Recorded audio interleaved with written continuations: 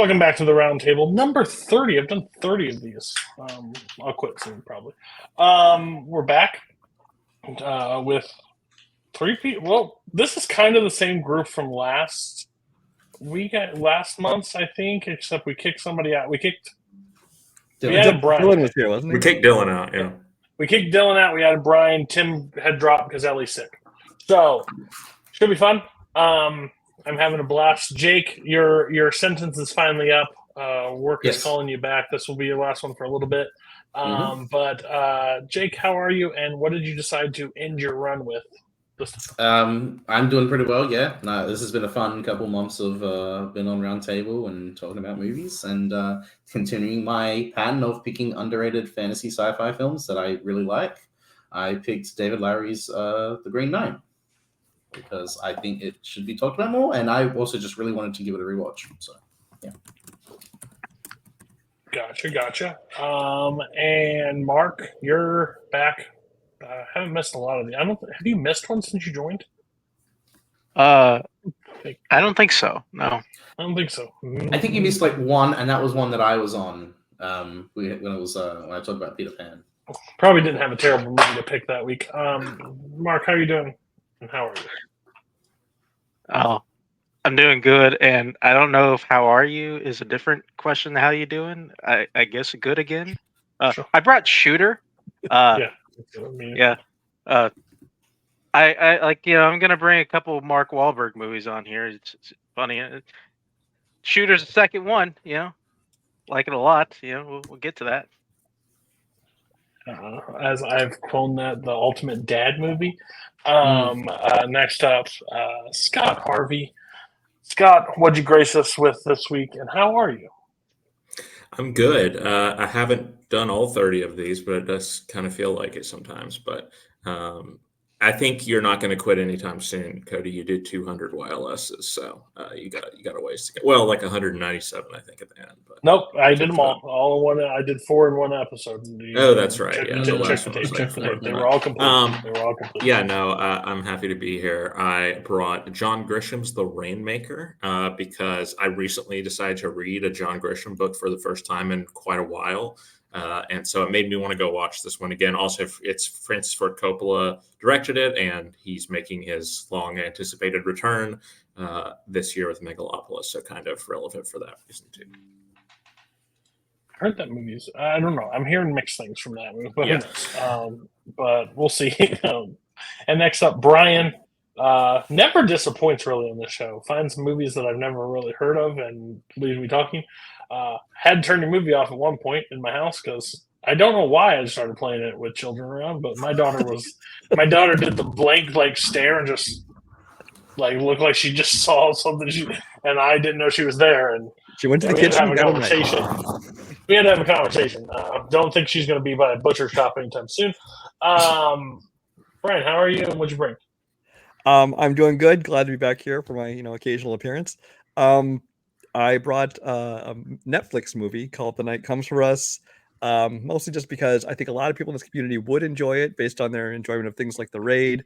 But yet this is one of those movies that hardly anybody has seen because it's, as typical Netflix fashion, got kind of dumped with very little fanfare, very little promotion. And so a lot of people have not been exposed to this. That's fair. Had no idea about it. I brought A Matter of Life and Death. Still this movie on the panel. I was nervous with this grouping, not really with this grouping, because I really enjoy this movie, and I don't like to bring movies that I actually have. I did that one time, and it hurt me deeply. So I'm really worried about this and its reception here, but we'll see. Forrest Gump, is that the one you're referring to? What? Were you referring to Forrest Gump? What were you referring to? Yeah, what movie did you pick that everyone shouted? I really liked. Well, things have changed, but I really liked Men of Honor, but it got ripped to shreds. I thought it was going to be. Looking back, it's not the greatest movie, but it had a nostalgia point, and I was like, "Oh crap! Okay, this was bad." And it was the very first episode too, so I was like, "Oh, I'll pick something." And they're 2.5 stars. I'm like, shit, maybe I don't want to do this show anymore. No, but this one is way better than that, so I was hoping thing. But then I had Tim here and Brian here. They don't really dig classic movies all too much, or at least go towards them. So we'll see. And then Tim was supposed to be here, but he picked Master and Commander Far Side of the World, which if I didn't pick A Matter of Life and Death, that was going to be my pick. So it's kind of weird that he picked it. And we didn't even talk about it, so it's kind of nice. First movie we're going to start with, Jake knew what he was doing. He started with it, and he said, time for a rewatch, Cody. He sent me The Green Knight. So The Green Knight's the first one. Everybody see this movie prior? I had never seen it before this. Perfect. Okay, we're going to start with you guys. So what was your takes on The Green Knight? Well, who's filming it? Ones. You want me to go first? Yeah, if you want to, go for it. Oh, okay. Mark never talks. He just likes to sit there and stare at people.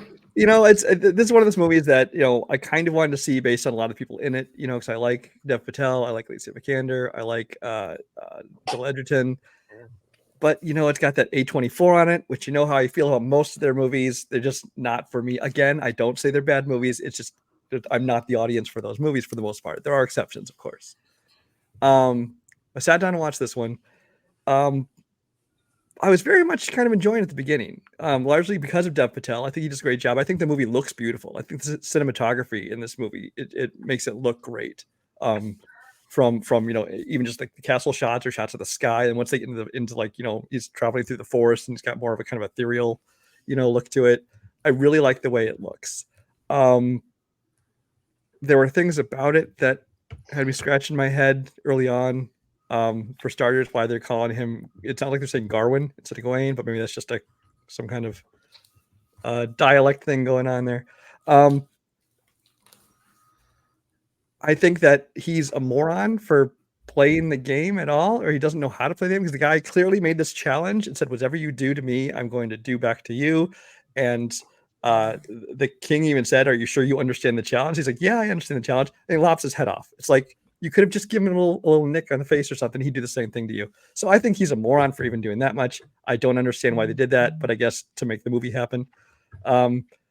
But the thing is, as it went on, I think it got weirder and weirder. It just kind of went full A24, especially once it got towards the end.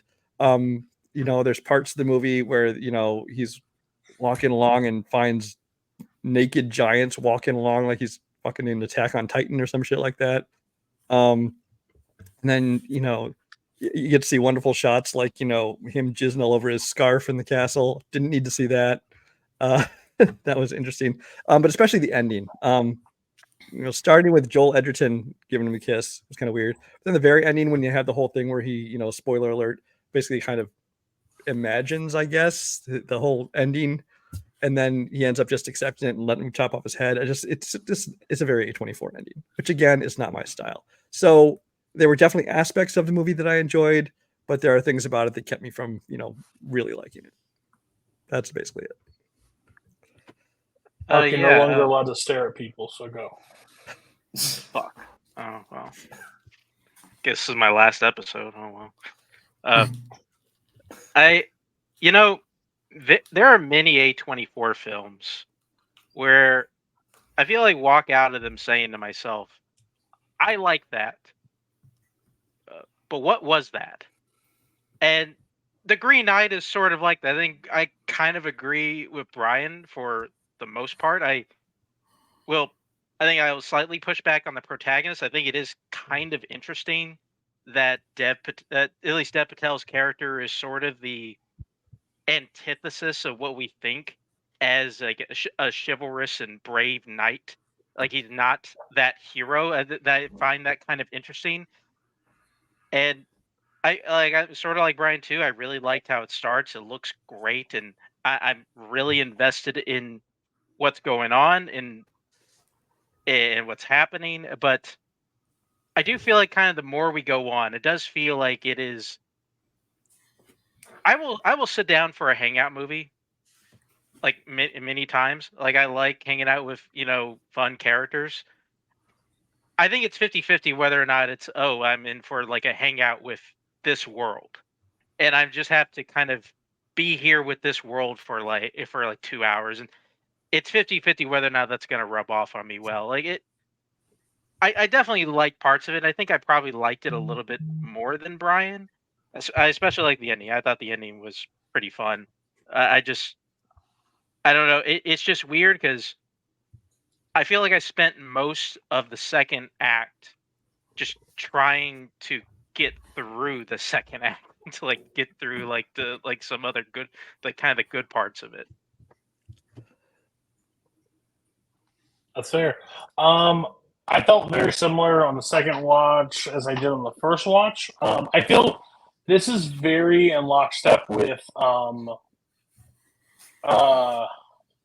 Northman for me, which saw trailers, wanted to like a lot of it, but when the fucker started howling on the ground and acting like, well, I was just, I just don't like weird. There's a level of weird I'm not okay with it. This was like really weird. It's shot really well. It's beautiful. Dev Patel's an amazing actor. He can really do no wrong. It's just, and I understand, like, there's a lot of like symbol, like you can tell the themes through it. I just don't care personally, and I know that sucks for most people. Like, I just don't. Like, I know, like, taking the easy way out and working through it and then blah blah, like that stuff. It's nice. We'll get to the symbolism in Shooter later, and we'll see. If yes, you absolutely. there, yeah. You got some sugar? Let's go.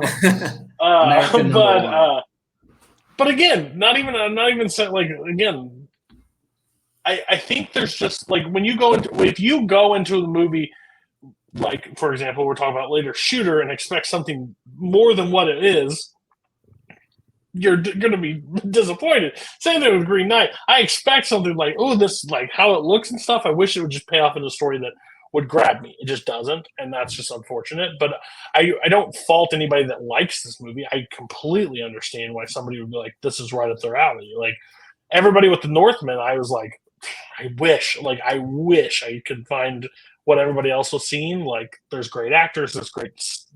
It's the night is created so cool. Like the kill and that stuff's cool. The giants walking in the back, whatever. I don't care if they're name, like, whatever. But yeah, it's just, it seems sometimes weird for the sake of weird. But that's kind of the story he wants to tell. So enjoy it. So the two people, you two saw it prior, I'm guessing, right? Yeah, I love this movie. It was like probably my number 12 or 13 or something, I think, of 2021 favorite movie.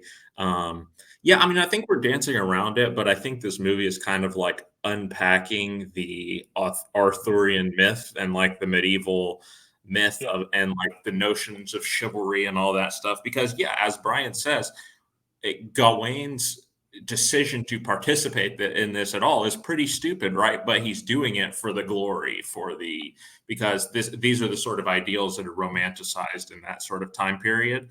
And he's, we're kind of set up to see that he's like an unexceptional guy. He's just, he's not anyone special. He's not really a hero. He's not anything like that. And so he sees this opportunity to get that sort of acclaim and, the stuff that people value at that time. And he goes for it. And, he gets his year of glory or whatever. And then we have to go off on the quest, right? Again, it's another sort of essential element of all these medieval stories is the quest. And the quest is not like all of these sort of noble adventures and all this stuff that you are accustomed to seeing. It's like pretty dark. It's pretty weird. It's pretty upsetting. And it's not really making his life any better along the way. And so I find all that really compelling because it's putting a completely different and sort of critical spin on something that we're very familiar with. And then, yeah, I find the ending like really thought-provoking. And I mean, I think the like wordless scene that's like 10, 15 minutes where he just, is in like envisioning, hey, what if I like escape from here or whatever, what happens next? I think that's like incredible. Like I still remember watching that in the theater for the first time, and I was like kind of blown away. But again, it's like this notion that the things that they've told you that come with heroism, it's not really what it's cracked up to be. And yeah, what if he escapes the Green Knight and goes back home? Maybe he's a hero in his own mind, but the life that he would be returning to. And all of everything that eventually happens to him in that alternate timeline is tragic and sad and alienating. Whereas he's now put in this position of like, oh, if he gets his head chopped off, is he more of a hero then? Like, is that the more satisfying ending for him? What makes him a hero, if it's even possible for him to achieve? So I think it's asking a lot of interesting questions. Again, it's unpacking something that we're very familiar with. And it's doing it in this package that we're talking about. It's beautiful to look at. I think well acted. I think obviously Dev Patel is really good. I think Alicia Vikander doing her dual role is really like impressive in this movie. Like both of her performances, I always think it's pretty impressive when somebody can pull that off. And early on, I was thinking, like, why is she in this role? It's such a bit part. She's so wasted in this role. And then later on, I'm like, oh, okay. Like, oh, that's why, yeah. And then Barry Keoghan, we haven't mentioned, but he's playing his classic freaky little guy in this movie and doing it very well. So, I think this movie is fantastic. So, Scott, did you see it in the cinema? I did, yeah. So this got a theatrical release in America. It did not in Australia, and that was very, very annoying because it got pushed back because of COVID and all this other crap. So I did not get to see this in the cinema, which I'm very, very frustrated and annoyed by because I would have loved to have seen this type of movie in the cinema. Had to wait until it dropped on Amazon Prime to actually see it. That's my little rant to start off. But I remember watching it and finding it to be just like visually unlike anything I'd ever seen. And Arthurian legends and folktales is not something I'm super into or familiar with. And this movie obviously is having a different take and interpretation of like what Scott was saying. Sort of what is it about these legends that make them legends and the story behind them. And Arthur is in the story and Excalibur, and they hint at, certain stories, but I just really love the world that it creates. And like Larry is an interesting filmmaker. I like that he has sort of the one for them, one for me mentality. And it's like, he's one of the few filmmakers that actually pull that off, because he'll make a couple of Disney live action films and then get to make some A24 films. And I respect that. I like that he's at least weird picking his battles. I mean, it's cool that we have filmmakers like that who can make these type of This movies man made this and then went to Peter Pan and Wendy. Yeah, I'm not saying that was a great choice, but at least if someone Ghost Story, or whatever. And then, right. Oh yeah. No, I know. And then he did Pete's Dragon. Like this man just. He has to cope for his sins for his like creepy movies to go do kids. Pete's Dragon, not too bad, but and then he's now making another A24 movie with Mother Mary, which looks really good. Yeah. But like I love Dev Patel. I've like been an advocate for him as James Bond, even though that probably might not happen.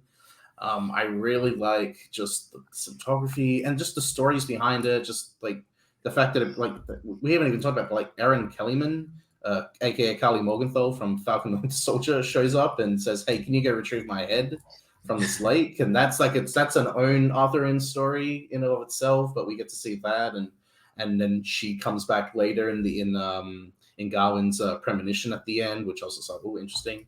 But yeah, I remember the first time, and even on this time as well, just that ending is so, I don't know if visceral is the word, but just like I was so engaged and entranced by what was going on. I don't know about everyone, but I wasn't expecting it to be a premonition or to be whatever it is. I was just like, oh, he left, and it ends with him taking off his cloth and then his head coming off. But that actual ending of him deciding that no, this is not what it is to be a quote unquote man and courageous and brave. He takes it off, and I think it's such a smart decision to have it end before we actually see what happens. Like it ends with the Green Knight saying "off with your head," but does he do it? Is that the story? Is that the tale? Because what I got more on in the second viewing is that his mother is way more involved in this. You see her sort of do like the seance or whatever it is, but like she's the one summoning the Green Knight, and she's the one sort of making the story, trying to make her son mythic and like create this legend for him. And I think that's a way more interesting thing. And apparently Larry re-edited the film before, like during pandemic, he was just like, I'm just going to move scenes around. And he changed like completely, like really radicalized and changed the edit. So I'm very curious what that original edit would look like. Maybe it would have been more quote unquote traditional or less crazy, insane. But I really just like some of the decisions he's made, and it really adds to just the movie and the story. I just think this movie has gotten better for me on a rewatch, and I just love just what this movie is trying to be, and it's just something I haven't seen in a while or before. I get the viewpoint of like, oh, ending like I think it's become more of a thing now that to like leave it up to the audience interpretation of what happens or just close it out. Like I think it's just fallen into now just a trope that everybody's like, I understand that you want to leave it to it, but like just show the fucking do something. Tell me like what the Are you what not the a fan of It's so ambiguity? weird as shit. Why don't you just do something? Like I mean, why don't you just sprout wings and fly to the sky? Nothing would have changed in this matter, but at least show me. Sometimes it's lazy.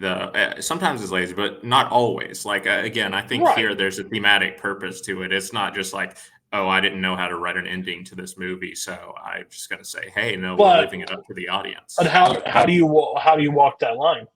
How does one get passed off as lazy and the other does not get passed off as lazy? Because again, I think there's a thematic purpose to it here. He's showing us the alternative, right? Like he's like saying, okay, here's what would happen if he was to escape, if he was to run away, right? So we are seeing that scenario of what would happen.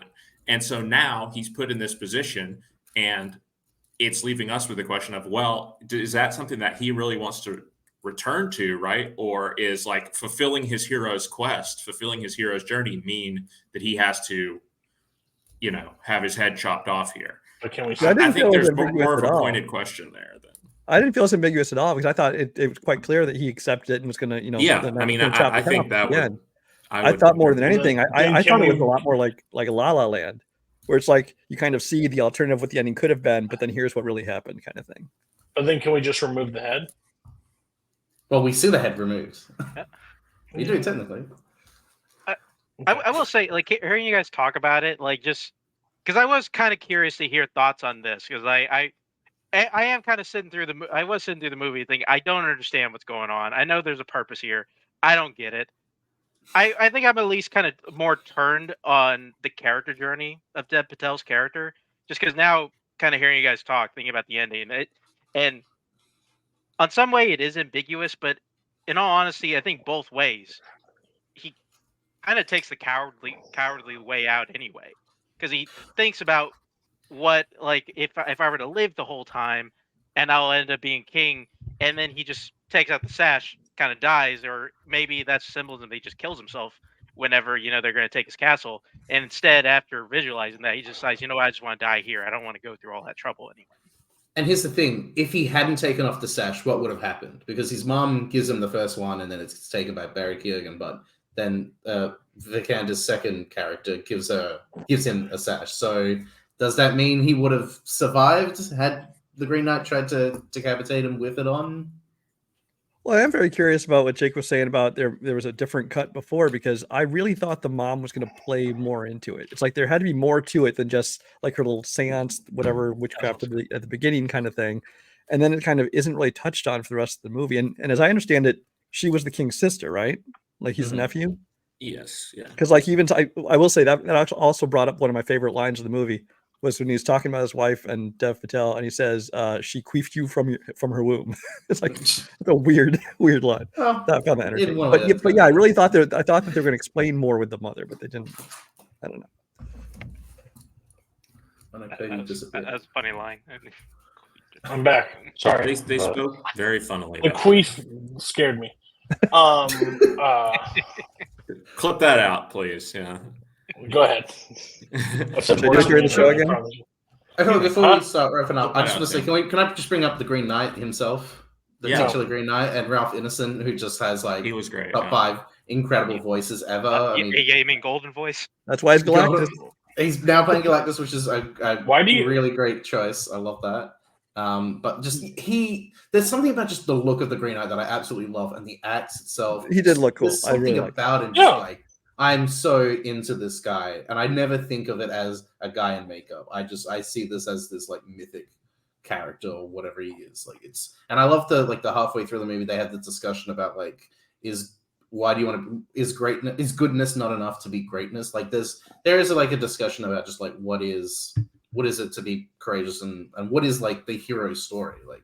And this movie is a hero on a journey story. Like it reminds me of Apocalypse Now, of a man just descending into a crazier world as he sees all this crazy shit. And I love that sort of stuff. I just think the Green Knight just has a lot of great ideas that I'm a big fan of. You asked if you could talk about the Green Knight for a second. I said no. You still talk. So I didn't. Why do you ask questions if you don't like the answers? Interesting. Okay. Anyways, we'll get star ratings here. I created a marker. I don't even know what that means, but I created one. So I should have created one when I talked about the queef. Okay. We'll go Jake first. What's your star rating? I'm going to give this a very strong 4.5 stars. I think this movie is fantastic. If I gave it another rewatch, it might be a 5. It might even make the top 100. We'll see. We'll go Scott because you're positive. Also giving it 4.5. I think this movie is fantastic. Everyone should check it out. I've seen Jason Goes to Hell this year. So this is still a 3-star. Nothing. I was rude to movies in the past. I watched some fandom films. I can't be mean anymore. So this is 3. I mean, it's passable. I don't think I'll ever watch it again. This is my second time. I think I've gotten my fill. Maybe this is a movie I'll watch on 2 times speed. Quicken the pace, like see the action. Maybe I don't know. Now that the viewing is over, Brian, what is your rating? If I'm rating on filmmaking, it would be higher. But my letterbox, my personal way I rate is based on my own personal enjoyment of it, so it's gonna go 2.5 for me. Sure. Mark. I had a feeling that after this discussion, I'd probably peak a little higher, but I think I'll hold off on that one a bit. I'll stay with what I was originally going to give it. I'll give it 3.5 stars. Okay. I think that passes. I think Tim was positive on this, but I think he was at 4 stars. Yeah, I bet he liked it. Yeah. But the wind could blow in a certain way, and he don't like it or don't like it. I'm not sure. All right, next up, a movie that I'm absolutely shocked. Now, I shouldn't be shocked, but I was a little shocked. But Scott Harvey picked The Rainmaker, which, yes, it makes sense because it's a law movie. But I thought, when I watched it the first time, I thought it was a little cheesy. So I thought Scott would be like, this is stupid. But he liked it. So I'm really interested. Scott, I'll pass. Did anybody see this movie prior? Saw bits on TV a long time ago. Okay. Well, maybe we'll go to Jake first. Jake, what was your overall your first time viewing experience of The Rainmaker? Then I'll pass it to Scott. I thought this movie was absolute delight and fun, and I do like courtroom dramas. I can't say I've seen all of them or many, but the ones I have seen, very much riveting and engaging to watch. I just think this movie doesn't try to be the most serious thing ever, and I feel like that sometimes is a case with courtroom dramas, is that especially with whatever is on trial, like that has to, and what this movie has on trial is very, very serious.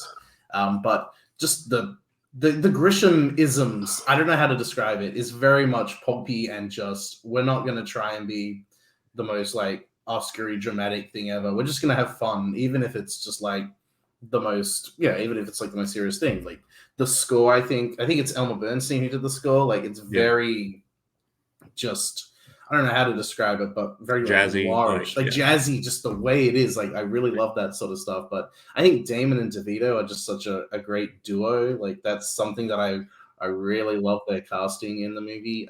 Damon's accent's not the most distracting thing, so that's also something I'll give him credit for.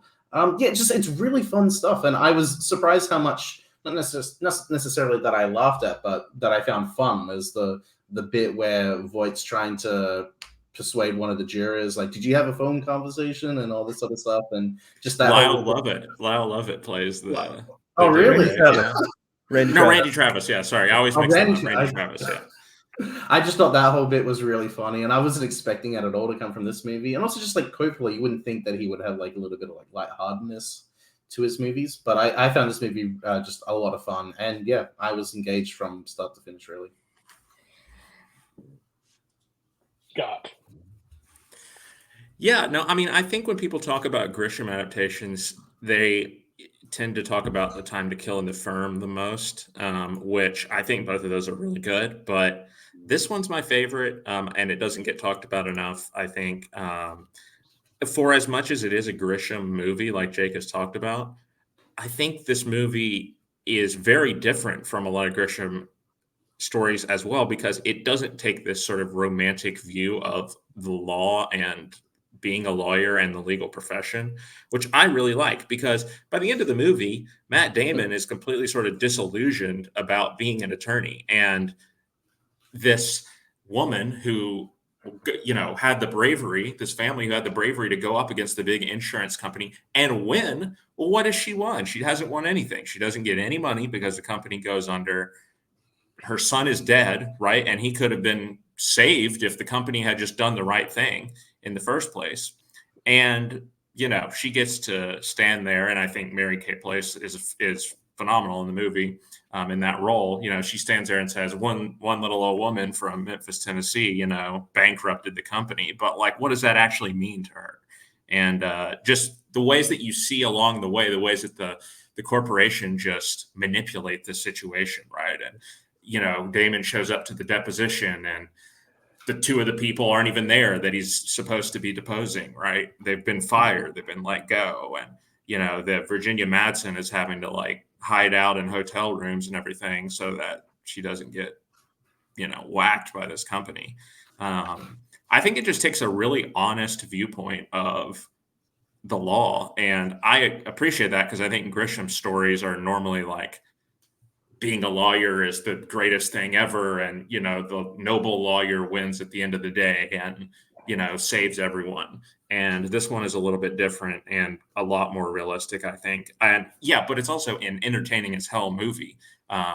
There's all these little sort of vignettes in addition to like the main story of the lawsuit that are going on. Like you have the old lady that he's doing the will for and ends up living in her house. You have Claire Danes, which that's probably my least favorite part of the movie. Very curious what everyone's going to say about this. But you have that going on. And yeah, the supporting cast is just stacked. Like Danny DeVito, definitely, I think, the standout, some of his best work. I also think Mickey Rourke is hilarious as the shady lawyer who I love when he calls him at the end and like he knows the case, right, that he needs for whatever the point of law is he's trying to. But yeah, it's just a super entertaining movie, funny, and again, I think like it's compelling, but it also leaves you with an interesting note at the end of the movie, which I think most Grisham stories don't. I'm just a huge Matt Damon fan, so I was really excited to get this one. It's kind of like a 90s like infinity coming together. There's so many like big like character actors like in this, like Danny DeVito. The people that are like one scene, like Dean Stockwell was in one scene and then he dies. Yeah, which is there's just so many in there that it all works. I thought I was like, I don't know. When I watched it the first time, I was like, I don't know why I haven't heard of this movie prior. And then it was a little campy, like goofy, but that's what I mean, of course, that was what I was okay with, like, because I think like Jon Voight is like the perfect like villain for any movie. Like he can be the perfect villain in real life. Real life villain. It doesn't matter where he is. He likes to do whatever. But he's just has got that same like jackass like demeanor and everything. I just love how they like set it up, because it's just him sitting there at one point and like with a pad of paper just writing, and there's like 6 lawyers on one side and we're like, good luck, buddy. It's like him defeating all the odds or whatever the case may be. I just really enjoyed it. I was really surprised when I first watched it. I liked it even more on the second watch. It has everything that I like. Like I say it all the time, I should have been a lawyer. I just want to be in a courtroom so bad. Not on either side of the table, like getting jerked. I just want to sit there for a while. But it's so much fun. So, yeah, Brian and Mark, what were your guys' take on it?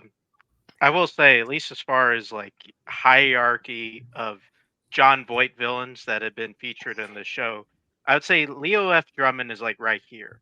But Coach Bud Kilmer, I think, is like right there.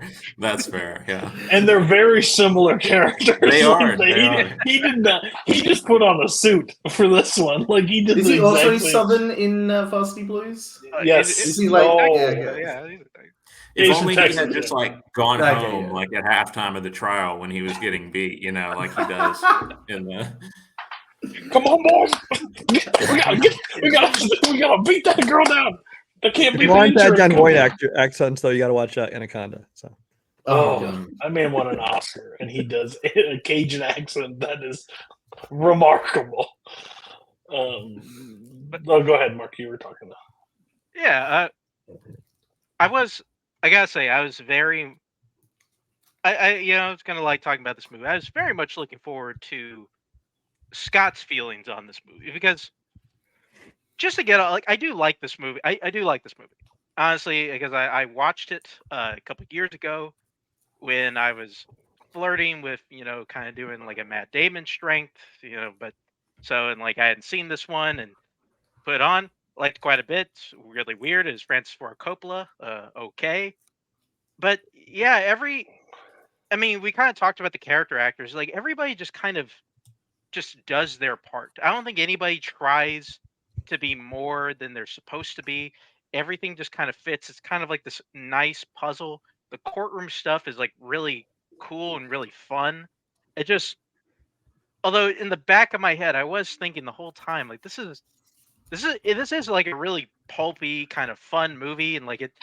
I don't want to really use the word cheesy, but it does kind of have like this upbeat feel, and there are definitely some parts of the story that feel like they just kind of go off the rails. I know like there's like a character bit, or a character bit with Damon because like his father was an abusive husband, but like it is really weird when we get to he's hanging out with Claire Danes' character and like Yeah. he kills the husband. Like what? Like it's just thrown in the middle of the movie and it's not really mentioned again. Like what was That's that? the worst part. That's the worst part of this film. Like, Well, I will say that if there's any point to that, it's kind of like the whole movie he's trying to stand up for people who can't stand up for themselves, right? And that applies to Claire Danes' character as well. But it doesn't really get him anywhere, right? Instead, it like he ends up having to freaking beat this guy with a baseball bat or whatever and kill him. And so I think that's kind of if you want to have a generous read on that. I mean, I'm agreeing with you. I don't think it necessarily fits, but like I do think that's the idea that they're going for. Is thematically, here he is in all these different situations. He's standing up for people that can't stand up for themselves, and he's not really getting very much out of it. This movie's going along really well.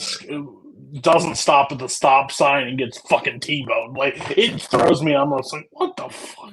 Why? I wonder if that I wonder if that subplot was removed. How it would have feel for the entire movie, because the movie's like 2 hours 10 minutes or something. Like it's a little bit longer than over 2 hours, but it's like if that subplot was removed, just would it be a much more lean, more focused on And the it court? wouldn't have made me root for Matt Damon less. Like I was so rooted for. Like I didn't need him. I didn't need him beating with somebody with a baseball bat and be like, man, I hope he beats John Voight. Before that, I'm like, I'm 50-50. This insurance company, I kind of like to see win in this one. I mean, it's just weird because he's sitting in the car thinking, "Oh my God, what are the mistakes I made? I'm about to be arrested." And then like we're back in the courtroom, like interviewing, like deposing like the guy from Jaws. So it's like, okay, like what was? Yeah, I wanted to bring that up because I did not know Roy Scheider. Scheider was in this movie. So when he shows up, I'm like, wait, Roy Scheider in a movie past Jaws 2 that I know of a movie that he's in? Like that was shocking, and I love that he shows up for 5-10 minutes and basically was like this horrible running CEO of this company, and just the fact that he has like a very obviously 30 years younger wife in the courtroom as well. I love that detail. I think that's really great. I thought it was just fun to see Roy Scheider just show up and just knock it out of the park. Brian, what was your takes on it? Because I've seen it back in the theater and when it first came out, and then I think I might have seen it again like in a couple of years after that.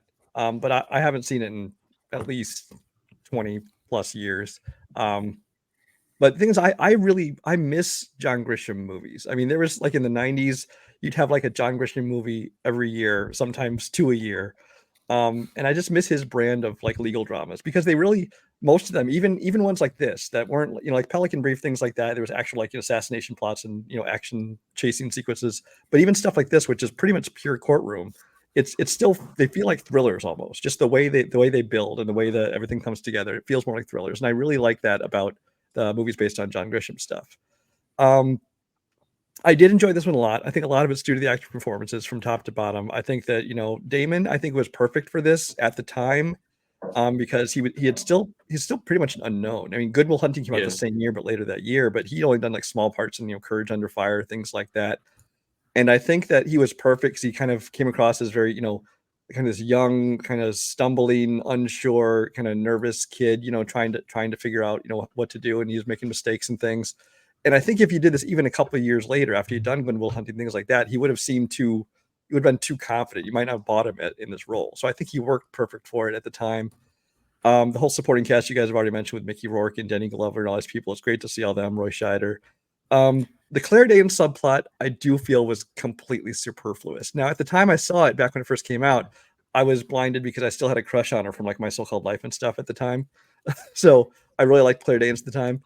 But I watch it now and I'm like, okay, this subplot's completely, I guess they just needed to have a main female role in it. I guess they wanted to add a character to it. I mean, I'm sure it's in the book, but it seems unnecessary. So they could have cut that. I don't think it hurt the movie, but if you wanted to trim some fat, that'd be the place to do it. I am surprised, that Francis Ford Coppola directed this because it feels, the direction of it feels fine, but I just feel like there's some things about it that are weird. Like I find sometimes the editing was a little weird. Like scenes would just like end or like a transition to another scene just like suddenly happen. Like, okay, let's just move on from this. And so some things like that felt a little jolting at times, but I enjoyed the movie. I think it's just the style of courtroom drama I really like. So I had a lot of fun with it.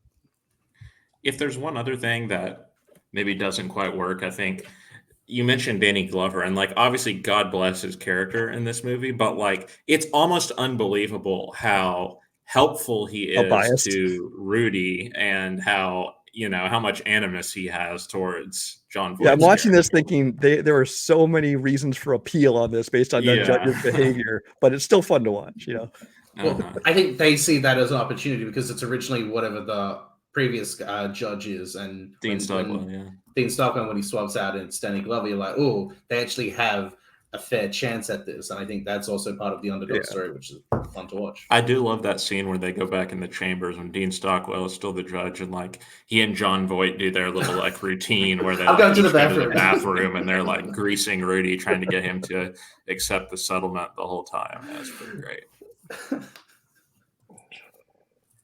I do want to say, like, Brian brought up like Damon kind of being that new guy in there. Just makes me think of that scene where, like, he's pulling out the law book and he's trying to find like the exact reason, like he could, like he can object to that guy. Like it just, I guess he had time. Like Damon does kind of work for that one. And of all the Francis Ford Coppola movies you picked from the '90s, I think you picked the best one. So I appreciate that. Almost by default, except for high praise there. I was hoping you picked Jack. I think we could have a great conversation on Jack, but I'm glad you didn't. I'll know something's up with Scott Harvey if he ever picks Jack maybe next for a round month table. I'll be like, "Are you okay, buddy?" I think it's on he par would pick it and be like, movies. "Oh, actually, I can't be here. I'm going to drop out." But enjoy Jack, everybody. Okay. Anything else on this before we get ratings? I don't want to skip anything. Can I briefly talk about the ending and just I mean Scott brought it up at the beginning. If I say no, will you shut up? I swear, yeah. I swear. Oh, well, you can say it then. You're good. I do think we talk about how sort of lightheartedness and the Grisham sort of element to this movie makes it really entertaining to watch. But that ending is such a bummer. Like, even though it is a victory, it's still at the cost. It still doesn't do much. I mean, the company is done, but Damon can't do anything. And I think it's the most realistic ending. I think most major lawsuits end like 100%. that. Like, you're not going to see a penny of this. Yeah, I mean, maybe it's just because I haven't seen a lot of the other courtroom ones, but like this one just has such a downer ending, yet you still feel like, wow, like, is this just what it is? And I'm very curious. I like that Scott picked it, but it's just like it's so interesting that it gets critical about just the justice system and how things just are and operate. And I do think that is just like, it can be depressing at points to know that, like, even if in a victory like this, it doesn't change anything. And I think Damon just like, I love his voiceover narration. I think that really plays into it. And I really like just that whole ending of like, there's nowhere to go for me but down. So I might as well just start teaching law. I still love the law. the sad reality is, DeVito even says it at the end too, is like they would have been better off if they had accepted like the $75,000 or whatever that settlement offer was, right? Like before they even had the trial. Like, yes, you won. Yes, the company got bankrupted, and you got some sort of karmic justice from proving that you were right all along. But like, practically speaking, you should have just taken the $75,000. Maybe you could have gotten the transplant in time, even for Donnie Ray before he died. It's crazy to think about.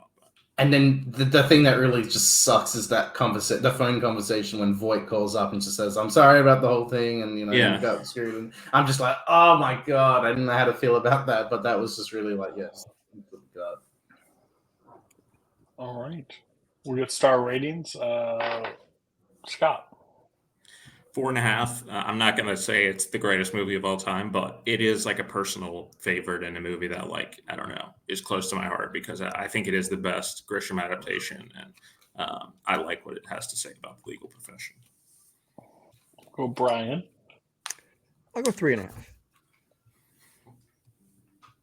I have 4. It's better, but it's still like where it's at. I mean, I will pop. If this was on, I'm not turning it off. I'm having a great time with it. Jake. Very strong 4 stars. Francis Ford Coppola knows how to make a good movie. Mark. Yeah, I forgot who kind of brought it up here. Yeah, before the DeVito and Damon character pairing alone, like, it's a 4 stars. It's fun as hell. You want to add some lighthearted? Just put DeVito in it. I'm probably like in the 90s. It just works. It just works. Okay. You were very nice, Mark, about your movie. I know Scott is going to return the favor with Shooter, so this is good. I'm setting it up right now. I think he liked the last movie you brought on. Yeah. What was that? I forgot. Wasn't it like? Well, it's last month. That's a great question. We will find that answer, but let's talk about Braun Sub Like 99. That's what Braun Sub Like 99. Yeah, that's it. Yeah. Which is very similar to this movie. So, Shooter. Yeah, the slow burn that is Shooter. The ultimate. And we have another actor that showed up in the last movie, shows up in this movie. True. Yeah. So, not someone like said that works. That's a double feature, man. That's a double feature. All right, Mark. Why'd you bring Shooter? You brought Varsity Blues and you got dragged across the back of a truck for like 30 minutes. Then you brought Power Rangers Spring. You knew Jake and you knew Scott were here. Why'd you bring Shooter on this week of all weeks? Listen, I knew you were going to be here, Cody. I knew Brian was going to be here. Solid chance Brian maybe likes it. And Tim was going to be here. I thought probably Tim's going to like it. So, 4-2, I like my odds. It's just, listen. Those numbers dropped a little bit from with Tim not here. A little bit. Goes down to 50-50. But, listen, like, everybody knows my feelings about Mark Wahlberg. I love Mark Wahlberg as an actor. I just think he's in a ton of fun movies. And in general, there's going to be a couple of movies that popped on here. The first one I was definitely going to bring on was Four Brothers, because I just want to really talk about that one. The next one is going to be this, 100%. I like Shooter a lot. It also kind of has like a weird, like, close feeling to me because it's sort of responsible for me to really kind of getting into movies because, from where I grew up, like kind of right down the street, old Blockbuster, I would go there like every single weekend. And, like a good boy, I'd always get, some PG-13 movies. And then, one day, like, early high school years, when I was a freshman or something, I just snapped. Just like, you know what? I'm going to pick some R-rated movies. I don't give a shit. And the guy makes me put them back. I'm just going to get the first two R-rated movies I rented were Shooter and Zodiac. And I got to tell you, for the longest time, I thought Shooter was the better of the two. I honestly still do. I still think Shooter's better. Like, it blew my freaking mind as a kid. I thought it was like one of the more realistic action movies for the longest time. Mark, I'm gonna go out on a limb. You're probably walking in there about 14 with a full beard, and they're not giving you any questions whatsoever Looking like if you are Jeremiah 18 or Johnson. not. You walked in there, and they're like, "This dude's just got off a 9 to 5 where he can watch whatever he wants." This man Shooter knows better bodily than swagger. Zodiac. Shooter better than Zodiac. You still have that opinion to this day? It's closer, but I'm probably Say it with still your lean chest. Shooter. Say it I'm with probably your still chest. lean Shooter. Don't incriminate yourself, Mark. Don't incriminate yourself. All right. So he set the groundwork. Who has not seen Shooter prior to today? Okay, so Scott, I'm surprised by that. take me through when he pulled that 50 caliber sniper rifle and shot the propellers of that helicopter and took it down. What were your thoughts on it? Yeah, that's definitely how physics works.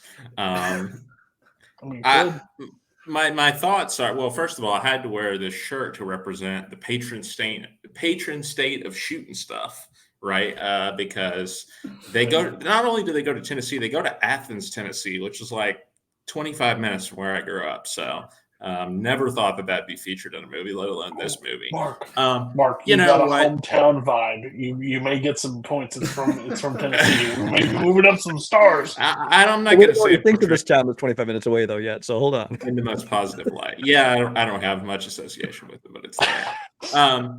Sorry, Mark. No. Look, this is not the worst movie you brought, Mark. Not at all. But it just kind of is what it is. You know, it was entertaining enough, right? Like it's a cable movie, which, you know, I think is, everyone says that, but it's true. Like if it's on, you might keep it on in the background or whatever, but I just don't think it does anything exceptional or even above average really in the movie. Like the action scenes are fine. Like especially when we're going to talk about Brian's movie in a second, and it feels like I don't know, like I think the roteness of like the action scenes even stand out even more in Shooter when you think about something like what we watched with Brian's movie. But it's just like, okay, the action scenes are fine. Obviously, nobody is really acting their ass off here. Although Mark Wahlberg, I think, is bad in some movies. I didn't find him bad. I think, yeah, he's okay.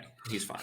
I just think there was a lot more potential for this movie to be more fun than it was. Like, you have like Bob Lee swagger, right? Like you have that name set up. You have like a crazy plot where he's getting framed for assassinating not the president, but you have Michael Pena, who by the way, he teaches Michael Pena to like snipe, and like it doesn't take him any time at all, it seems, to teach Michael Pena how to be like an expert sniper. Like this, like maybe it's not that hard actually.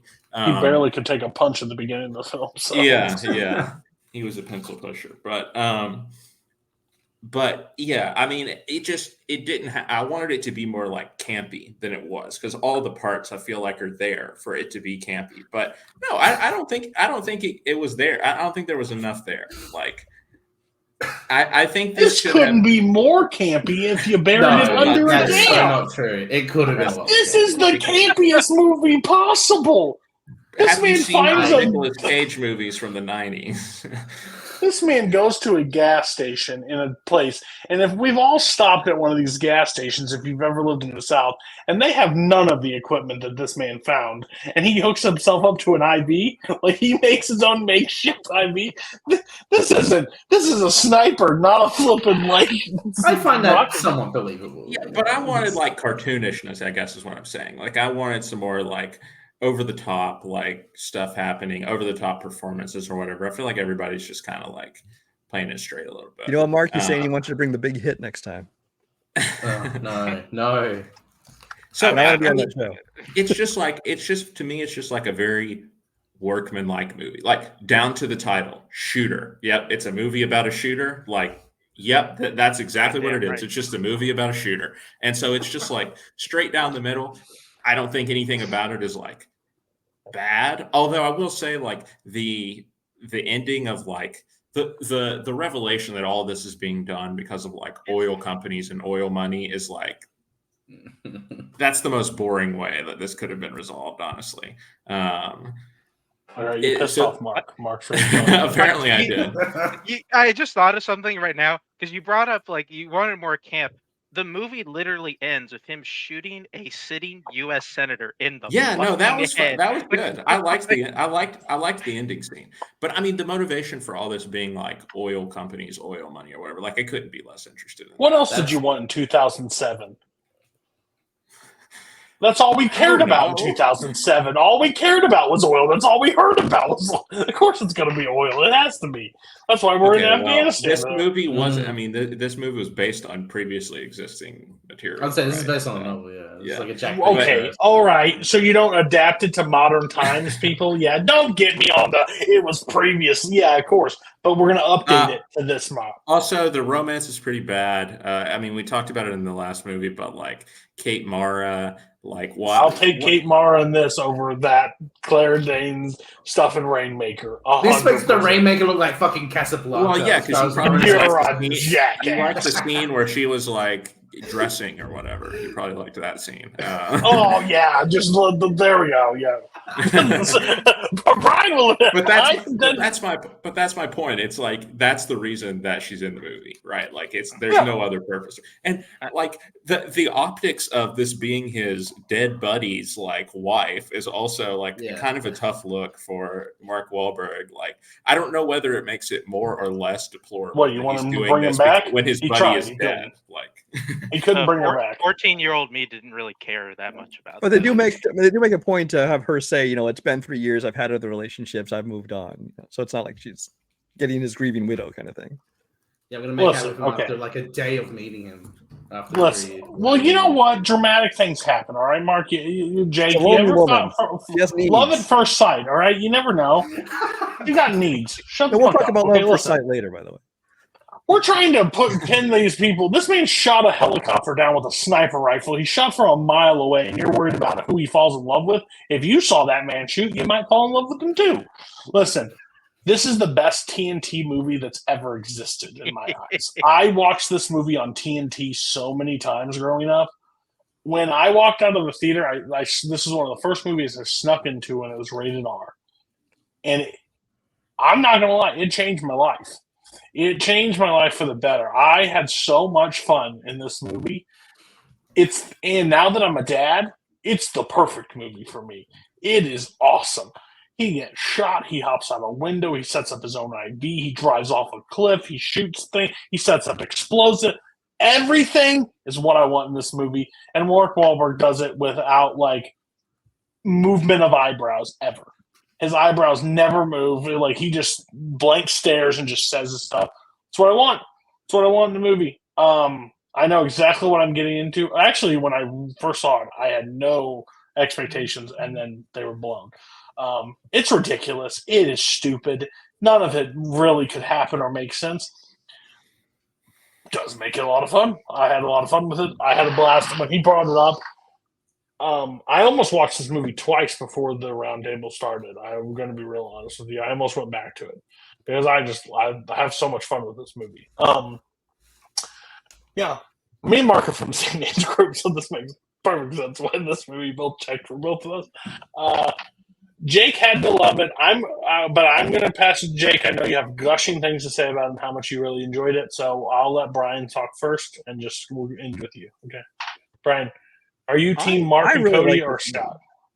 I really like this movie. I think it's one of Mark Wahlberg's better action movies, honestly. I'll take this over like his, Patriots Day, Deepwater Horizon, and all that kind of shit.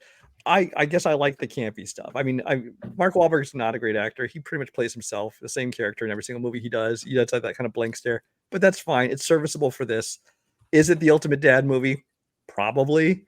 But hey, I'm a dad, so I guess I enjoy that. And if you want to see the cable version of this movie, there's a whole cable TV show they made starring Ryan Phillippe of the spinoff of this, which I didn't watch, but it exists. It's like 3 seasons. I don't know how they fucking do that. How you make 3 seasons? They kept coming up when I was like Googling. I never watched. I'm convinced there's a lot of politicians to shoot. But I thought like the the action Probably big sequence was one, very though. well done. I think Antoine Fuqua is an underrated action thriller director. I mean, he's done stuff like Olympus Has Fallen, which is like the best Die Hard ripoff that they've made. I think that he did Training Day, of course. That one was great. I mean, you have a great cast, obviously, in that one to kind of hold it up. But I think that his direction Equalizer. was very good. Equalizer But this 2. one I thought was a great thriller. Mark Mancina does another great score. It's the same guy who did like Speed and Twister and a bunch of other stuff. I really like his scores to this. As far as the cast, Kate Mara, yeah, completely. I mean, I guess the character is kind of necessary, but the whole love subplot is kind of laughable that even happens. I kind of wish they hadn't gone that direction with it, but it is what it is. But I mean, her character, I think she's kind of wasted in this movie, but her character is the very definition of fridging. You know, and they bring her on basically just so they can like have the bad guys capture her and make him have to save her. And it's kind of like, okay, what was the point of that? You get to the second movie in our Danny Glover double feature. So for this week, you'll see that. And also not Warren, Ned Beatty in one of his last kind of high profile roles that he did. I enjoyed him a lot in this, kind of playing a smarmy senator. I did feel the movie had like kind of three endings. So one kind of feels like it's over, and then they go another scene, and then there's another scene, and again, it's kind of like, you know, you enjoy those scenes because you get to see the people get their comeuppance, but it kind of just feels like it's just extending the movie. But again, didn't take away from it for me. But overall, yeah, I mean, I really enjoy this. I haven't watched it in a long time, so I'm kind of glad he picked it so I could have an excuse to watch it again. I enjoyed it quite a bit. Is it a better movie than Zodiac? No way. But I honestly probably find it more entertaining personally.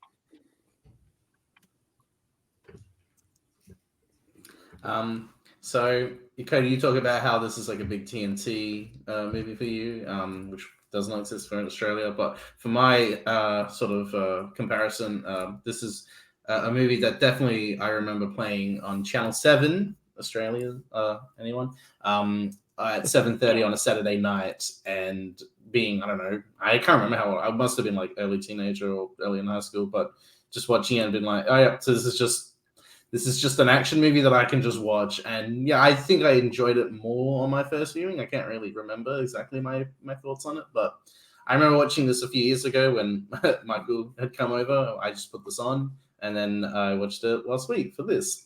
I don't really like this movie. I don't think it's the worst thing ever. I have many problems as far as what we've already talked about. I think it could have been a way more over the top. I'm not expecting shoot 'em up crank levels of over the topness, but I do like that he does shoot a helicopter with a sniper, and I want more shit like that. I would love that stuff if that was more into the movie. I do love the aspect when he just gets shot by the dumbass police officer, and then we have like 20 minutes of him trying to figure out what the fuck to do as he's being evaded, like he's being chased by police and trying to save himself from these bullet wounds.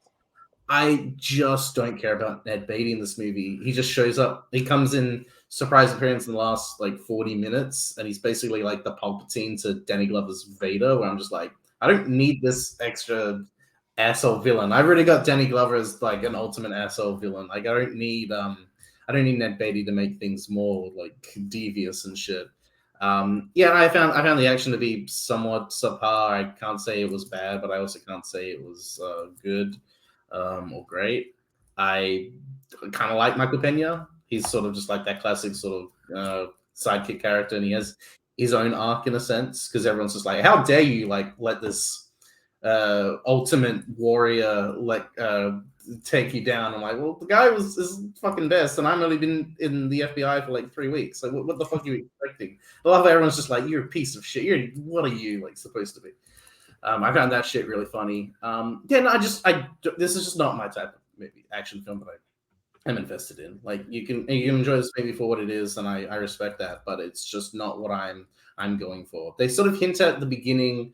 You see the whole opening where they shoot the helicopter and all that sort of stuff, and then later on Danny Glover says oh yeah, they left him there to die, and then 3 weeks later the whole business was like destroyed. I'm just like, I want to see that movie. I want to see him getting revenge on the people that fucked him over and his best friend. Like, I think that would have been a way more interesting film and leaner, and I like the revenge driven idea aspect of that, and that is still into this movie. But there's just a point where I just like, I get it. America politicians and governments are really, really shitty and bad. I just didn't need that in this campy movie about a guy who can just shoot from like 1,000 miles away.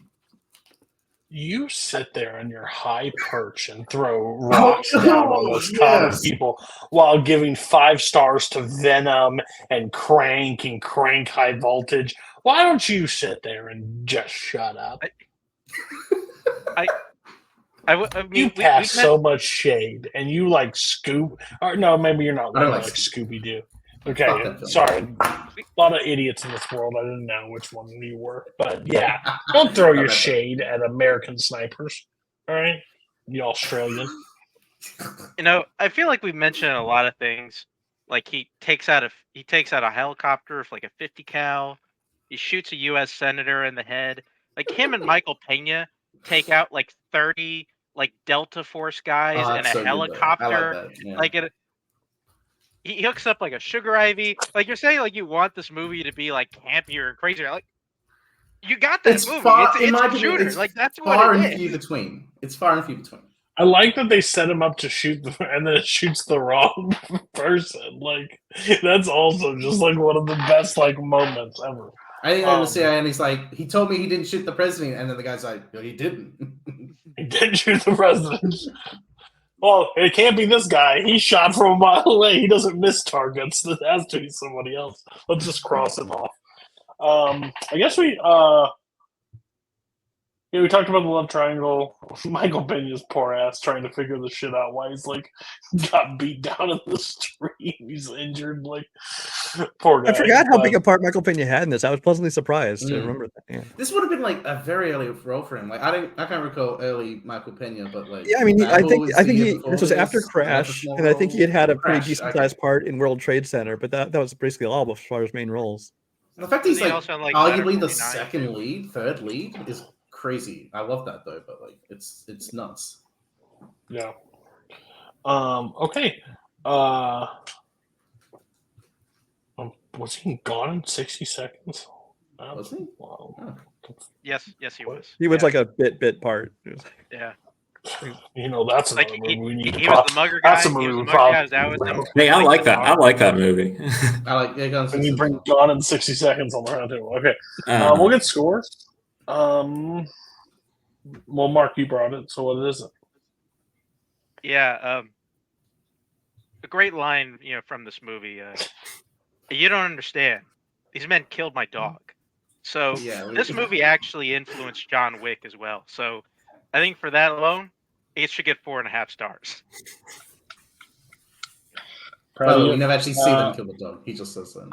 I'm at 4 stars. It falls like I know where it is in my life. It's not. I can't put it really high, but it's 4 stars. I enjoy the hell out of it. Brian, 3.5 for me. Who do I go to? Who loved it more? You go Jake first. Cody, you say this is a big movie for you in your life. This movie, I know exactly where it is in my life, and it's at a 2.5 stars. Yeah. Spider-Man sucks. How about that? How are you feeling? Okay. I'm dying. Scott.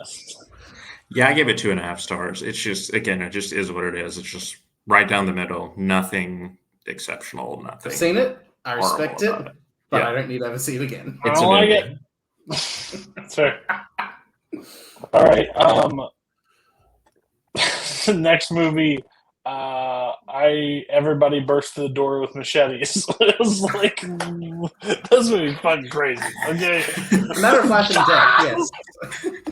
Everybody got just kicked opening off the door to 15 people with just machetes trying to. One comes through, and then they're all just like this guy, and they're all running. No one's getting cut. Everybody got cut. No one made it past this movie if you didn't have a crazy reaction on your face. Like if you couldn't have reaction, get off the set because everybody's face was like completely animated. Did anybody see this movie prior to this? I saw the first 40 minutes like a couple months ago. And then I forgot to keep watching it, and then I watched it from the beginning on this most recent viewing. Okay, so then I'm going to pass it to Brian to talk about what he liked, and then we'll all pass and talk about like first impressions. So, Brian. Well, obviously the appeal of this movie was because of the Raid and the Raid 2. I think that most people, I think in this community, like really enjoy those movies and kind of that fresh take on action, the fresh style they had there. And this was, going to be basically kind of the same thing. It's a different director instead of Gareth Evans. It's Timo Jahanto, sorry.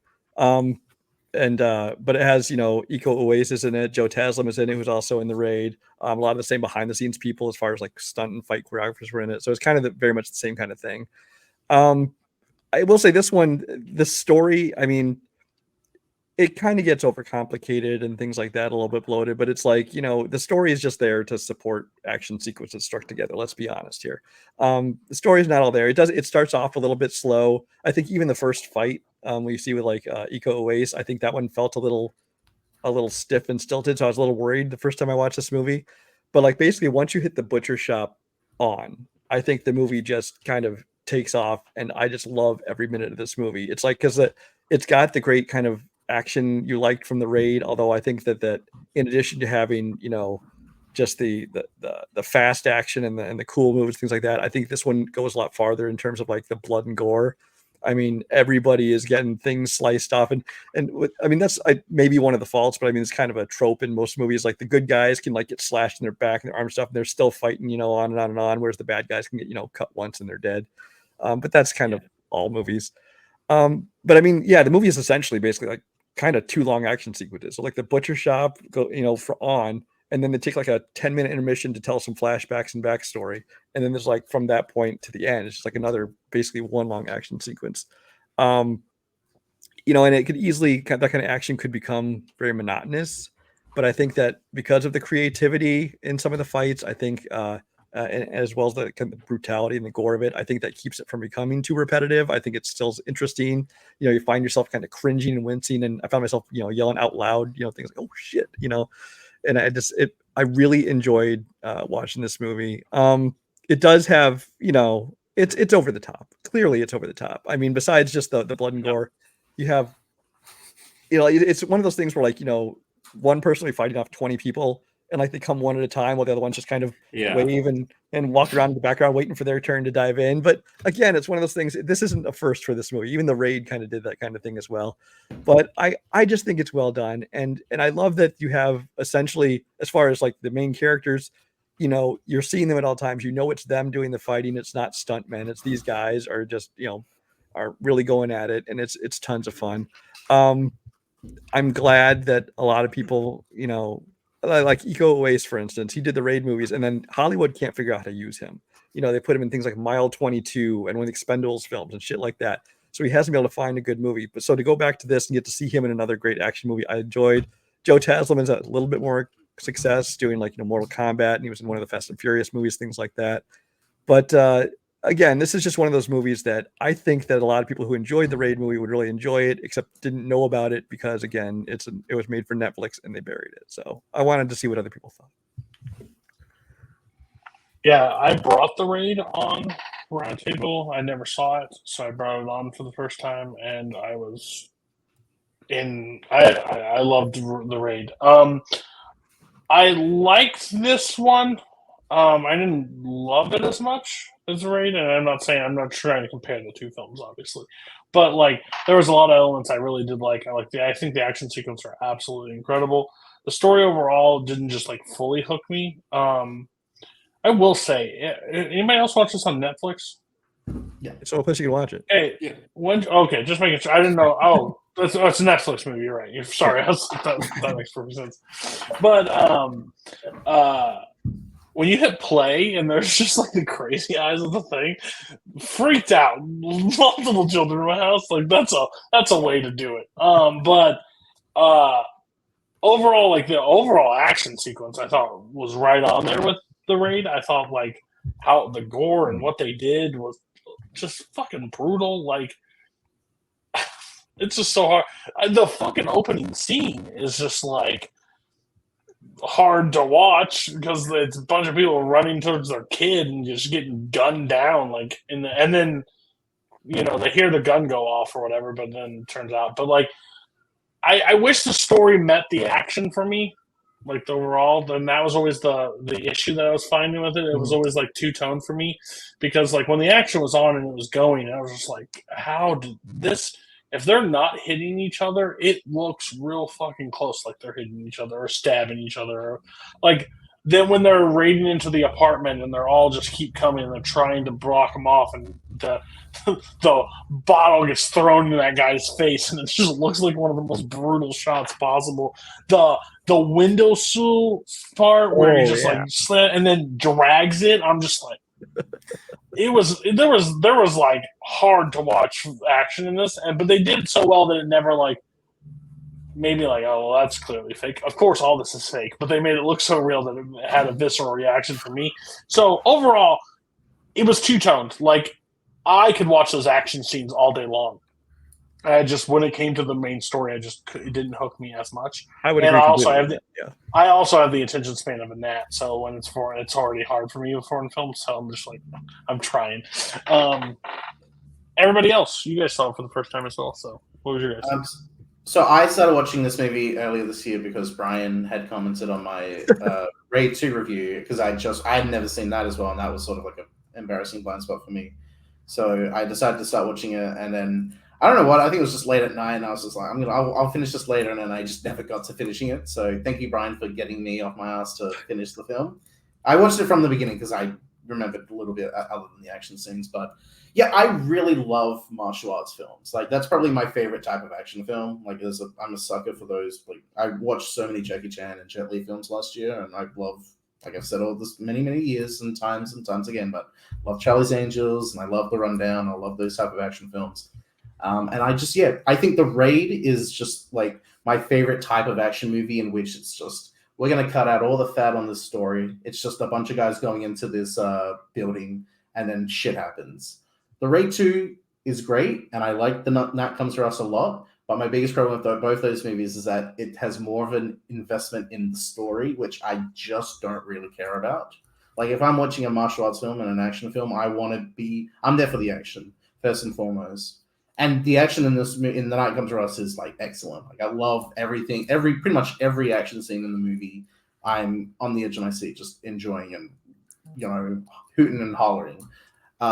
There is a certain point, many times though, that I found to be really distracted by the violence, because there's points where I'm just like, there is so much blood and just there is so much just horrible shit going on to the human body that it made me hard to be like, what's going on in the scene, or how much I can enjoy and appreciate the choreography of the martial arts. I mean, the best action scene, in my opinion, in the movie was the final fight between Joe Taslim and Uko Uwais. I think that stuff was just, I love one-on-one fights like that, and I think that was just like really, really well done.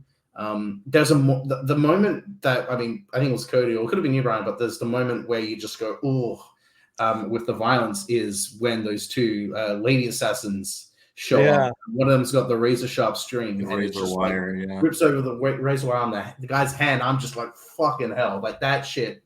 That was that really got to me in that the visceralness of it. Yeah, it's a really well done action film, and I'm never going to deny how well those Indonesian martial art films, they just have their own style, and I really love how they have an influence on other action films past The Raid. But there was a point where just the violence became too much for me, where I was just like, it was just at points distracting. Yeah, I really didn't care about that much. I mean, I will say this. We brought on, Cody, you brought on The Raid. The Raid 2, at some point, will be brought on this show. It is on the list. At some point, it will get spun. So there is that. Yeah, I did like this movie, and all the action sequences are really awesome. My personal favorite was the trifecta of a female assassin. When they're in that apartment building, I really like that one. I mean, I just really love how that one ends, where like the biker lady just looks at her finger and it's like just chopped off, and then like the other lady just like, oh, my guts are hanging out. I mean, everybody's kind of touched on it, so like I felt like there's as maybe going to be the only one to bring it up, but everybody else is kind of pointing out the story. I don't really like there being a story doesn't bother me. The thing that bothers me is like I don't really felt like I really followed the story for much of the film. Like I was able to get that okay, these guys were like in the same gang at the beginning and they kind of went their separate ways and they decided to come back together and they're kind of working together now and Iko Uwais' character kind of went off like on his own path. Like I understood that, but then even though like she's a really cool character, like I have no idea where this biker assassin lady showed up. I don't know what side she's on. It just happens to be like the good guy side, that she's gonna protect the kid while he goes and kills everybody at a warehouse. Like I I found myself kind of confused by the story because I wasn't 100% sure what was going on. And even though like it's not the same thing, it is something we brought up a lot. It's just comparable to the raid, where I feel like the raid is sort of like just textbook screenwriting because we learn things at just the exact right, even though it doesn't have a complex story, like we learn things at the exact right time. And it's able to kind of cut out details that are not super important, but we get enough to where we understand the motivations of characters and kind of where the story's going. And where this one, like, I feel like they wanted to go someplace, and I just felt kind of lost, like, which is weird. Just even though, kind of like you said, Brian, it is just two action sequences kind of stitched together with like a 10-minute intermission. Like, so it shouldn't bother me that much. Although I think it does. I think it only kind of detracts enough to where it keeps us from being, I think, one of those like real cult classic action movies. I think people just will glom onto. Where it's still a really good one, but I think it does knock it down a little bit. Yeah, I think I agree with Jake very much. Where he said because the Raid 1 is it's a very simple story. It's very simple, and so that's what makes it kind of the classic that it is. Because it's like you have the scenario, here's the action, go. And then the Raid 2, I kind of had the same problems I had with this one, where the Raid 2 had the action sequences are probably just as impressive, but it was just kind of bloated with so much other stuff trying to bog it down. And so, I mean, while I still enjoy that movie very much, it's never going to be the Raid 1. And I kind of felt the same way about this one. I think the action in this one at times is better than the Raid just because they go a little bit farther in brutality and things like that, which I really enjoy that because I'm a sick bastard. But I agree that because the story is not quite, as tight as like the first one, it's not going to be kind of that classic. I agree. Yeah, I mean, I think I kind of agree with what a lot of people are saying here. I think that, I understand the argument of I'm not going to come to this caring about the story because it's clearly not the focus of the movie, but like they do try to put some effort into it, right? And I think it is possible to do this type of movie and also have a good story, right? Like I think John Wick is that. I mean, it's cliche, but I think that yes, the John Wick movies have a great story. That's the reason that I keep coming back to them in addition to the action. Or RRR, which we talked about in the show a long time ago. I think that's another example. So I understand that the story is not the focus of the movie, but I'm also not going to give it a pass when the story falls short, because I think the story here has like a lot of tropes of like, oh, it's the triads who are involved, right? And it's they have to protect the child, protecting the little girl. Yes, exactly. And I'm like, okay, I feel like I've seen this. And the parts where the movie does stop into like exposition, I'm like, come on, let's keep going, because it's not interesting and it doesn't really shed any more light on what's going on to me. But the action is great. It goes without saying, I think, but very brutal. I think my favorite part was when he's fighting all the guys in the pool hall, and Brian, you mentioned it starts out and it is kind of doing the thing where like they're all just circling around him while he's fighting like one person or whatever. But then he kills that one guy and they all start converging on him and he's like swinging the guy around or whatever. So all the guys are like, thrusting their machetes, but they're all just hitting the guy as he's like merry-go-rounding him around. And I was like, oh my gosh, that is insane. So I thought that was probably my favorite part, but yeah, no, I mean, it is amazing the things that, they pull off with the choreography and everything here, and it makes you realize how much we're missing out on in American action movies. With John Wick being an exception, I think, but I think there's so many other examples you can point to that just fall so short of how we could be doing things. And I think people maybe are starting to catch on. I don't know. I mean, again, I think RRR was kind of a big dam breaking moment where people sort of realized, oh wow, like there's stuff going on in international cinema that we haven't actually seen before. So I hope that will continue. And the Raid and Raid 2, I think, is another example of that, maybe on a lower scale. I still haven't even seen the Raid and Raid 2, hand up on that, but I do want to watch them. But this was very entertaining. I would still recommend it. It's just like I can't give it all, the highest marks because of the storytelling is not there at all. Cody, you brought it up, at the beginning of the show.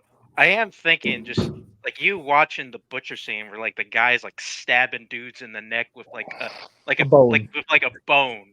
And like you just imagine your kid just sitting behind just like watching him out the gate.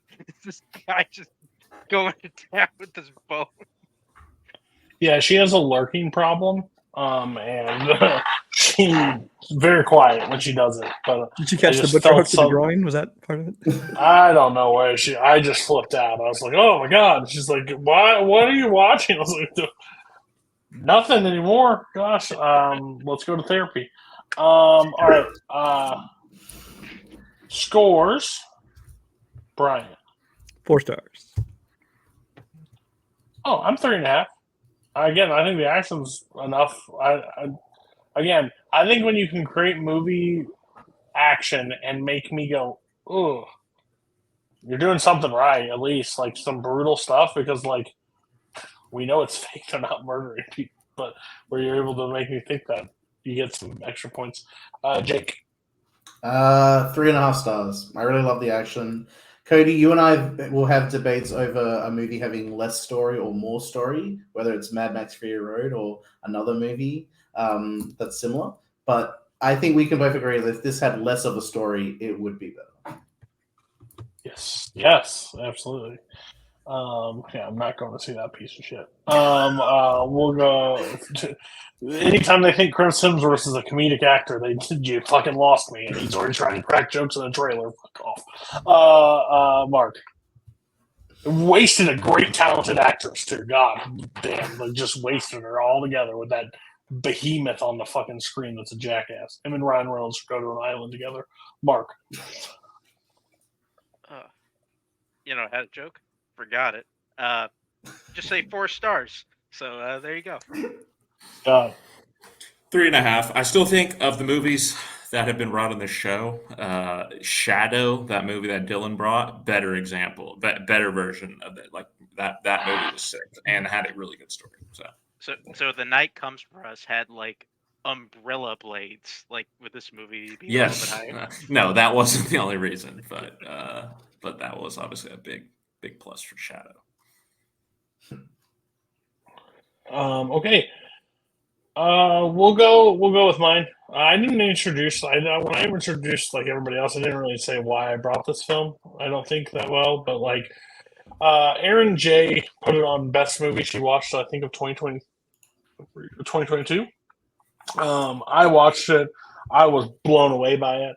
And then I couldn't stop talking about it. On rewatch, it even got better, and I'm just curious what everybody else thinks. I could definitely be in the minority, or everybody could agree with me. We'll find out.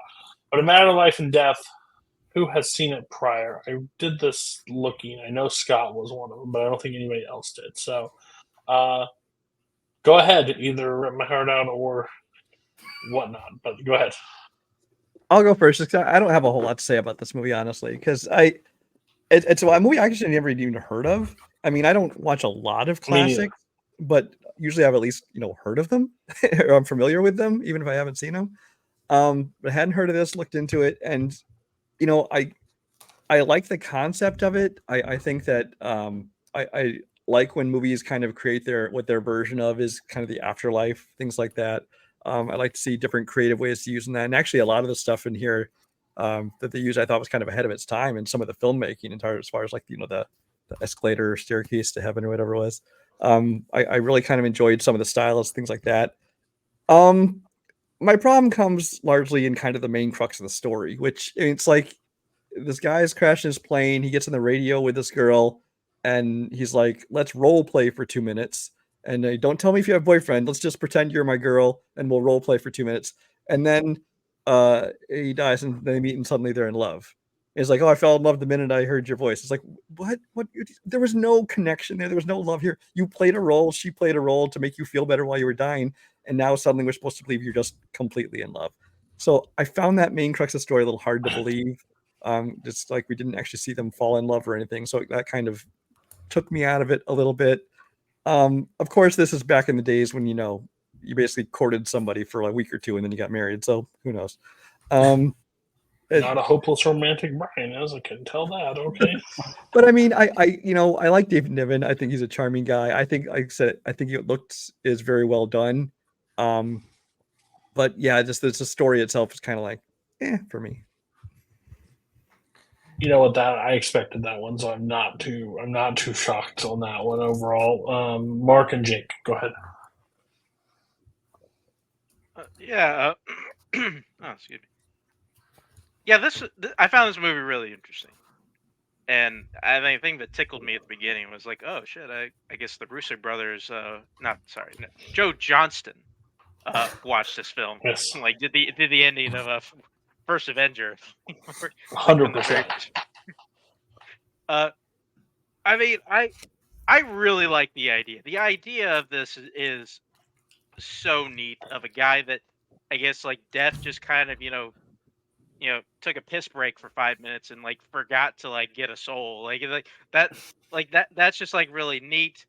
And like, oh, like, well, I got this extra 20 hours, like, what, like, who's like, that's kind of your fault for not getting me. I got a reason to live now. Like it's playing, I think, with a lot of neat ideas. And even though like I feel like a lot of these characters are kind of played up kind of in the same like 40s style, it kind of does annoy me a little bit. Feels like kind of dates the movie just a tad, but the ideas and the themes are really neat and interesting. Yeah, the main guy, I really like his performance, and just this back and forth on whether or not he's hallucinating all this or he's going crazy, or whether or not people believe him and I just think as a style choice, I think the thing that just kind of got me is how in the afterlife world, all that's in black and white, but the actual world that he's in is in color. I thought it was kind of just a neat decision that they did,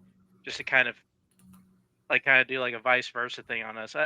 I wasn't really expecting to like it that much. Like it's usually whenever we bring on a movie that came out like before 65, I'm like, well, there's a 50-50 chance this may annoy the hell out of me, but this wasn't one of them. I did enjoy this movie.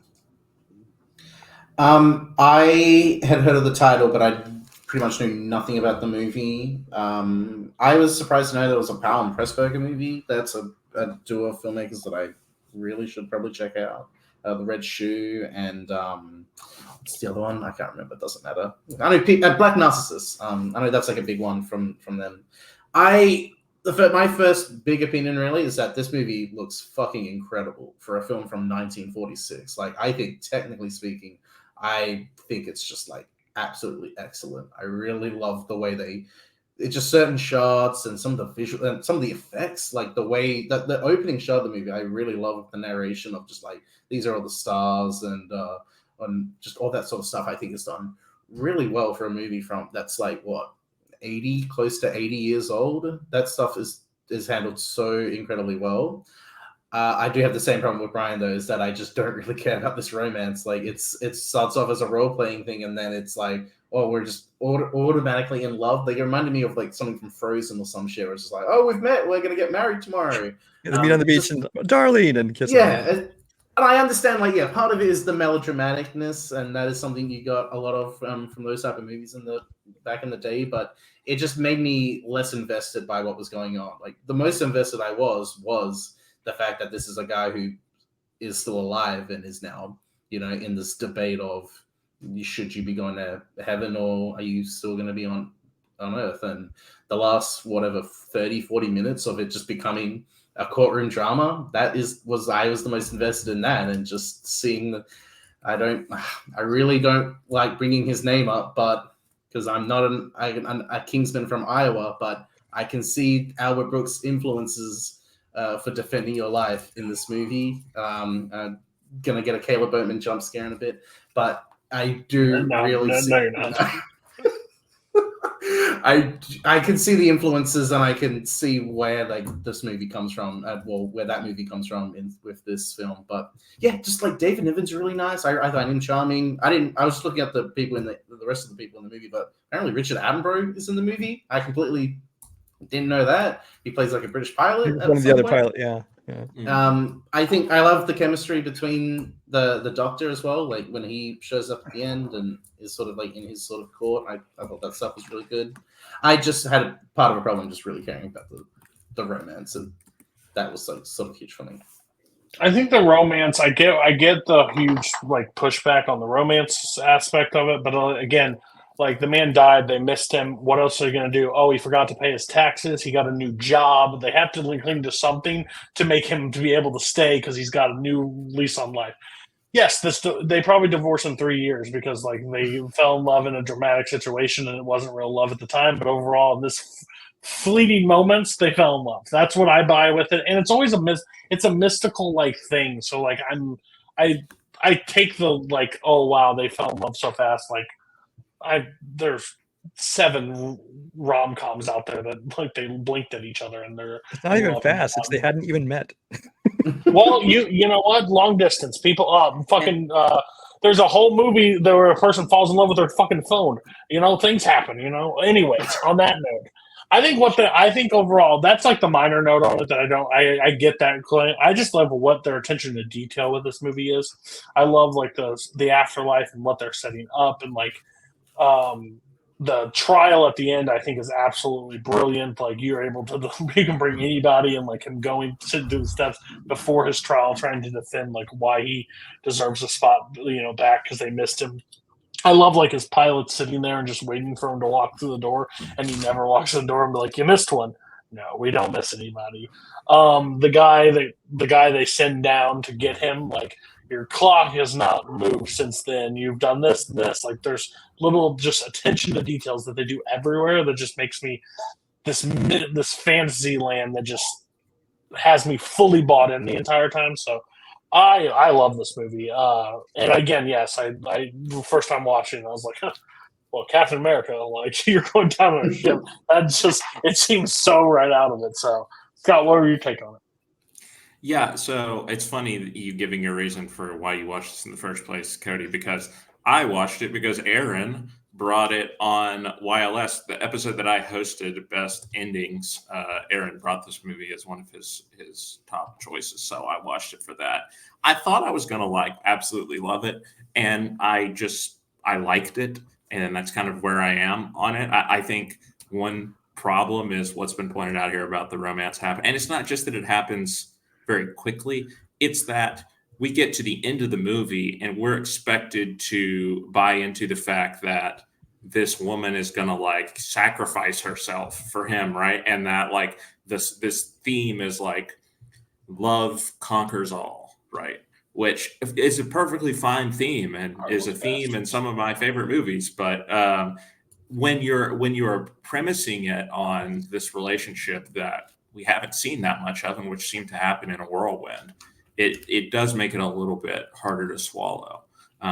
So it's not just how quickly it happens for me. It's then what the movie wants to do with that in the third act that is a little bit of a problem.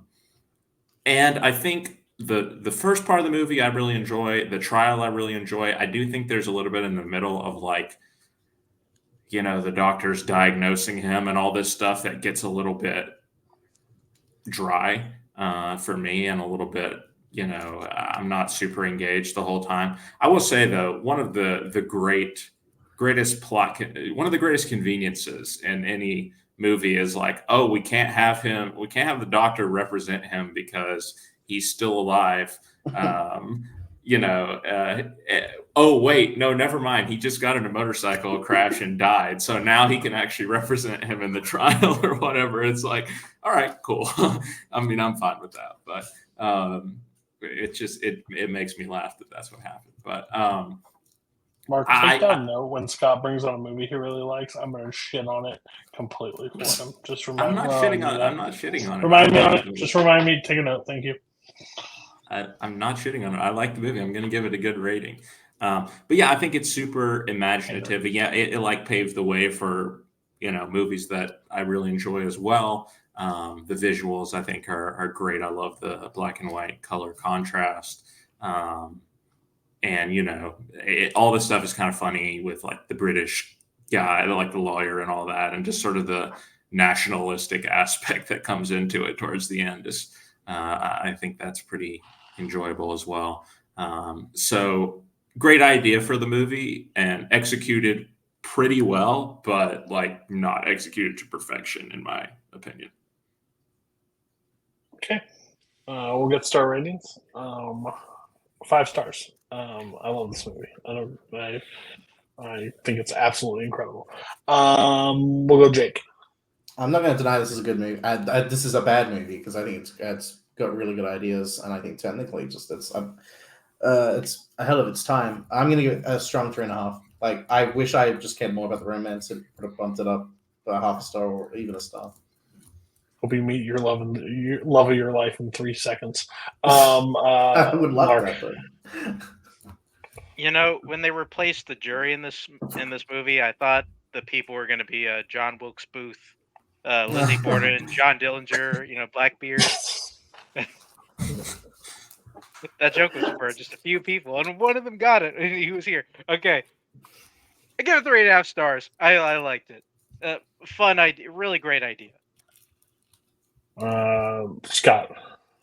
I give it 4 stars. I mean, I still really like the movie. I've been just focusing on the small critiques because they're the more interesting things to talk about. But like, I definitely recommend the movie, and it's very creative, especially for its era. Brian, 2.5 stars.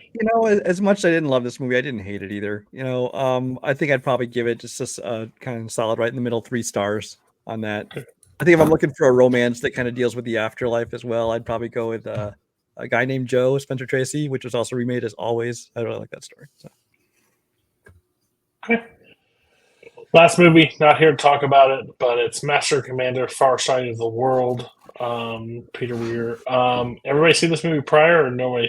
Just somebody haven't seen it. I embarrassingly have not seen this movie until. Me neither. It's one that's always been on my list. I really like Russell Crowe as an actor. I like sea battles, and I like war. So it's like, why didn't I see this movie? I was always worried that it's too long, or like it just was boring. Because I don't know. You always gave the vibe when I was younger that it's a boring movie. It really isn't. It's really action. I really enjoyed everything in this. All the characters, some brutality stuff. How it's shot is crazy. Like the actual action effects, like shooting through the ship. I thought it was crazy. Like what they're able to do with it. I think Russell Crowe's performance is he's awesome in this movie. Like it's everything I would want from this movie. I just am so mad that I waited this long to watch it. So, yeah. What was your takes, Jake, on your first watch? I love Peter Weir. Like I'm a patriot when it comes to Australian filmmakers, and Peter Weir is number one with a bullet as far as the Australian filmmakers I respect the most. I had sort of been holding up on this movie for other reasons, but yeah, I think this movie is just like, I just wish it made more money because it's just so fucking good, and it's what we are missing in today's day and age of like just adult dramas. That on a huge scale like this, it just is so riveting. Like I really love the fact that it's so simple in its premise. Like I was expecting it to be more grandiose and more about just like this war that's going on, and it isn't in a sense, but it's just about the ship chasing another ship because they know that it's a big deal that they have to destroy or capture the ship. And I just think the simplicity of that makes it so much more effective. Because now I'm like into the story from like minute one. I mean, we get one of the greatest opening title cards in the history of cinema with Napoleon is at war, oceans are now battlefields. That shit fucking rules. And just look, from that beginning, it's just like, there's a ship, bang, action. Oh no, it's going this way. It's a French ship. Okay, we have to go destroy it. But we're damaged. We have to go. No. We have to go for it. Like, it's just, that stuff is really good. I think Russell Crowe is really just like, there's this peak. I don't know if it's his peak. It might be, honestly, just because of Gladiators, a few years, and A Beautiful Mind. But he is so like engaging in these type of films where like I'm just like I understand why he's the captain. Like I would die for him in this sense. And his relationship with Paul Bettany, I think is great. Like obviously Paul Bettany's more the intellectual of the two, and you get a lot of sense of their history and what he is wanting to do and what Crowe is after and what he's ordered to do. But that just, visually also just like production design, it's all up there. I love the look of the ship, and the action scenes are done so well. It's even funny at the beginning. It's like, they pull that kid? Like, did you see it? I swear I saw it, and then like 3 seconds later, they're getting shot at from the thing. Kid was right, but he made it feel like such a dumbass, and then cannonballs come flying through the thing. It also just gets a good sense of the crew as well. Like, it doesn't spend too little time on like the main group. It gives us enough like Billy Boyd. I'm just like, oh yeah, okay, I know who that character is, or the young kid, or there's a couple like younger soldiers or whatever that you sort of get to know, but they really create like a camaraderie where I'm just like, oh yeah, these men who are just on the seas for days and weeks, like you get a sense of their sort of camaraderie. Yeah, like it literally is like a vibe / hangout movie that is just bookended by 2 big set pieces and action scenes, I think. And so I think that's really cool and unique. And I had seen the movie before, but it had been a really long time, and I honestly didn't really remember anything about it. And I still really enjoyed it. I understand why people talk about this movie and really enjoy it. Yeah, Russell Crowe has that sort of like tough, like, rugged sort of charm about him that like is perfect for this type of role. And I do love the bit of him of Paul Bettany like constantly just wanting to go explore the Galapagos or whatever, and like constantly getting just interrupted and foiled at every turn is pretty funny. But yeah, I just enjoy like hanging out with the crew, and I don't care anything about naval procedure or any of that stuff. Like when I first watched this movie, I was like, this does sound really boring. They're going to be talking about all these nautical terms that like I don't really know or care to know or understand. But I think it's pretty streamlined as far as that stuff is concerned. It's just like, yeah, there's this ship, and I mean it's like a sports movie. Literally, it's like you have like the underdog ship going up against like the big bad enemy friendship. Yeah, that like, they go on and on, make a point of, well, this ship is so much more advanced. It has this, which we don't have. It has this, which we don't have. It has this, and so you just enjoy watching them sort of plot and scheme, and then when it all comes together.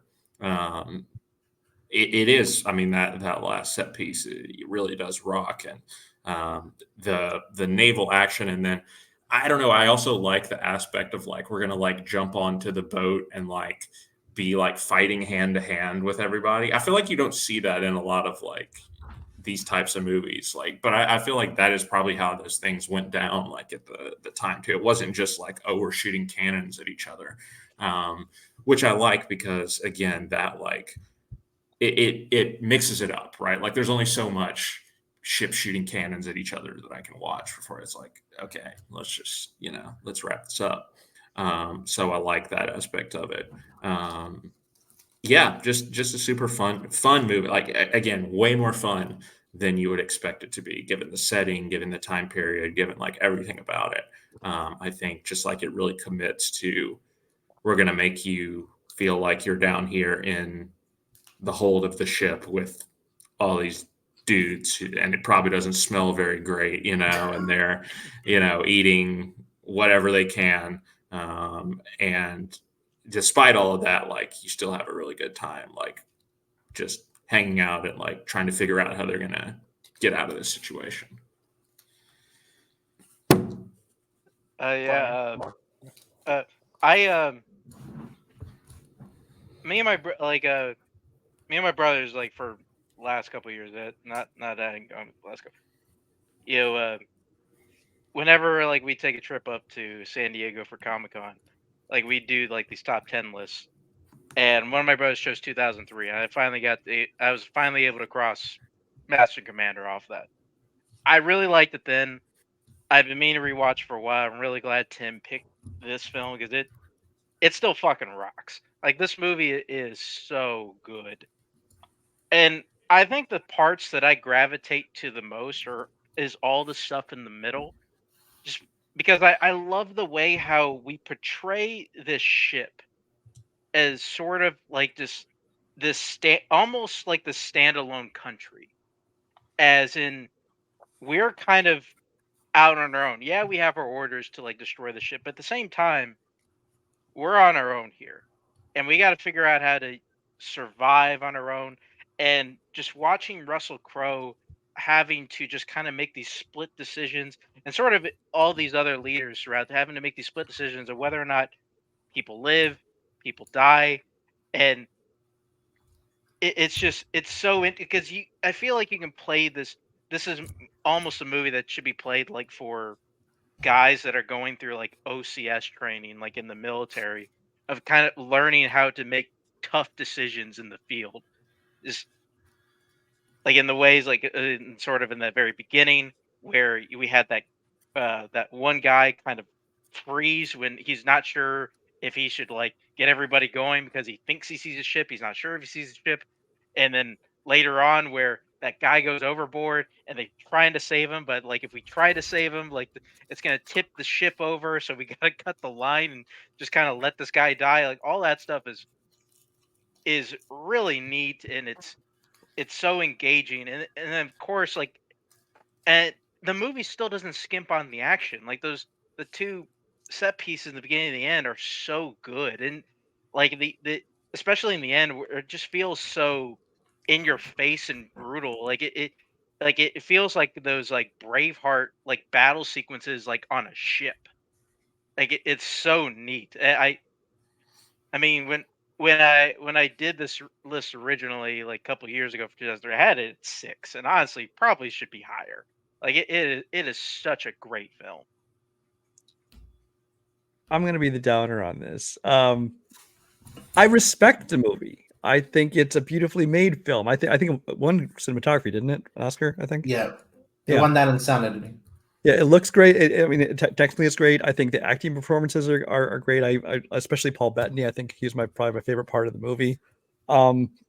This is one of those subgenres that just doesn't seem to do anything for me. There's these period nautical films like this and In the Heart of the Sea or Moby Dick or all these kind of movies, or any of these movies where they have like these nautical battles kind of things in the old like sailing vessel days.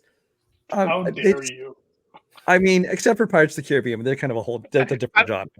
I was going to bring that up later. You like Pirates of the Caribbean came out the same. I just thought that In the Heart of the Sea and this in the same comparison. Battles and things.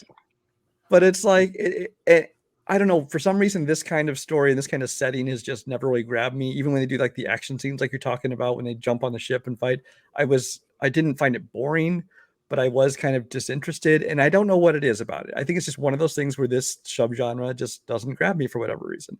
That being said, I think it is a very well made film, and so on that kind of aspect of it, I can enjoy it.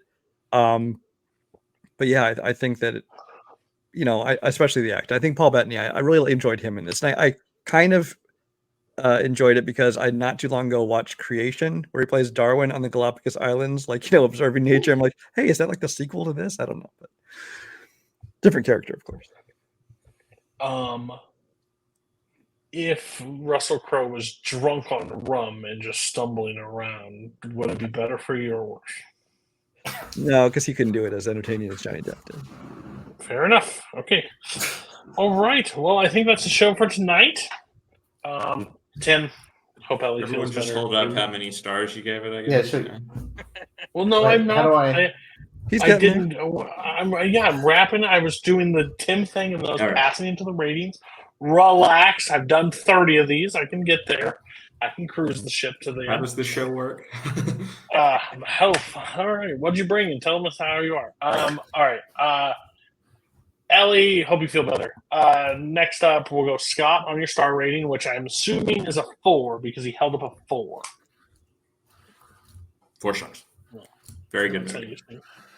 I'm at 4-2. I had a lot of fun. I will probably revisit this. I'll probably watch it again. And I was going to say this about Peter Weir. Like, I don't know if I would have. I'm terrible at directors anyway, so it really wouldn't have shocked anybody. But I wouldn't have thought this maybe was a Peter Weir movie. It just seemed like not that he couldn't do this, but it's like really super action. I haven't seen Witness yet, so I don't know if that's like super actiony. But this You is should like see it. naval and That's like, not actually at so- all. I need to see that So- as well. Very good. overall. Mark. Yeah, I think honestly, after we're done, I might try to figure out if this movie's on 4K or not, and just fucking buy it. This movie's so fucking good. 4.5 stars. It's great. Jake. I'm between 4 and 4.5. Ooh. I'm gonna give it just a very, very high 4 stars for now. I will definitely be rewatching this at some point in the next couple years, so I can see it going up. I love Peter Weir, and I just love the fact that he's one of those Australian filmmakers who just has such a variety. Like, I love his just different type of films, and I wish he would continue making films, but unfortunately, he said he's retired, so I'm sad. That's why we Enjoy need retirement. And quarter ratings. Is Jake would have gave it 4.25. Nope. We do not believe that, then that would make Bar right, and we will never Yeah. talk to him positively about Bar. Brian. Let's Caleb Bowman's here. Then we'll No, talk. Mark, it is not on 4K. Sorry to rush it. Yeah. Again, just not my kind of movie, but you know, it's a good movie for what it is. I give it 3 stars. All right. Well, that is the show. Again, we are consistently doing this show twice a month now. We have the top 100, where the community didn't really understand the assignment, but that's okay. About the 100 greatest films, but they're 100 favorites. And gosh, we really need to raise the age demographic in this community because, man, those 18 to 24s are killing it. You should have put something that said no Kingsman allowed. You know, but then am I excluding people? Am I being mean? Should I Allow appear? one Kingsman, but No. it's like no homers. Okay? They should all have had to come up with a one giant list together and submit it in. There you Like go. Mark then said, that- sometimes you got to make those hard decisions, Cody. To No, we Yeah. meant no King's Men's. We can have one. Fair enough. Okay. And then we have the normal one coming up. I think I just picked the panel, and we don't have any movies picked yet, so I can't even tease it. So, bye. See ya next week. 2 So weeks. long, farewell.